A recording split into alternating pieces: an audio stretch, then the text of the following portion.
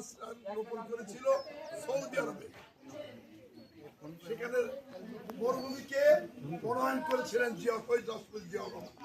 তার সুযোগ্য সন্তান তারেক রহমান মাননীয় প্রধানমন্ত্রী 25,000 কোটি টাকা 25,000 গাছ রোপণ করবেন। তা তোমরা কি সেই গাছটা কি রোপণ করবে না? শহীদ জিয়াউর সন্তান তারেক রহমানের নেতৃত্বে 25,000 বৃক্ষরোপণ হবে। তোমরা কি এই স্কুল দলুয়ার অবহেলিত গরিব অসহায় স্কুল থেকে সবাই যেন গাছ লাগায়, তার জন্য আমি মনে করি কিছু অর্থ দিব। এই একটু আগে শহীদ জিয়া কলেজের সবাই ছেলে মেয়েদের গাছ দিয়েছি, আমি কিছু গাছ দেবো, আপনি গাছ দেবেন, সবার কাছে আপনাকে গাছ তুলে দেবেন। আমি সেদিন ঠিক আছে মাহমুদুল্লাহ, সবাই